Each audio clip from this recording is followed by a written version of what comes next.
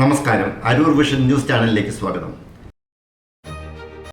അരൂർ തുറവൂർ ഉയരപ്പാത നിർമ്മാണം.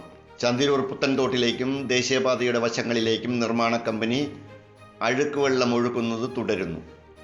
അരൂർ ക്ഷേത്രം കവല മുതൽ അരൂർ ബൈപ്പാസ് കവല വരെയുള്ള സമാന്തര പാത ടൈൽ വിരിക്കൽ പൂർത്തിയായി.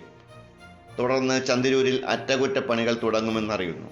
എന്നാൽ ചന്തിരൂർ പുത്തൻതോട് ശുചീകരിക്കുമെന്ന് ഉയരപ്പാത നിർമ്മാണ കമ്പനി അറിയിപ്പ് നൽകിയിരുന്നെങ്കിലും കഴിഞ്ഞ ദിവസവും ചന്തിരൂർ തോട്ടിലേക്ക് മലിനജലം ലോറിയിൽ കൊണ്ടുവന്ന് ഒഴുക്കുന്നത് കണ്ടെത്താനായി. അരൂരിൽ ബൈപ്പാസ് കവലയുടെയും സ്റ്റേറ്റ് ബാങ്ക് ഓഫ് ട്രാവൻകൂറിൻ്റെയും തെക്കു ഭാഗത്ത് ദേശീയപാതയുടെ കിഴക്കേ അരികിലും ഉയരപ്പാത തൂണുകളുടെ നിർമ്മാണവുമായി ബന്ധപ്പെട്ട മലിനജലം ഒഴുക്കിവിടുന്നുണ്ട്. ഈ ഭാഗത്തുള്ള കാന നിറഞ്ഞതിനാൽ അഴുക്കുവെള്ളം പുറത്തേക്ക് പൊട്ടിയൊഴുകി അരൂർ കോട്ടപ്പുറം റോഡ് കവലയിലും SNDP ഓഫീസിന്റെ തെക്കു ഭാഗത്തും ദുർഗന്ധപൂരിതമായ അന്തരീക്ഷമാണ് ഇപ്പോൾ.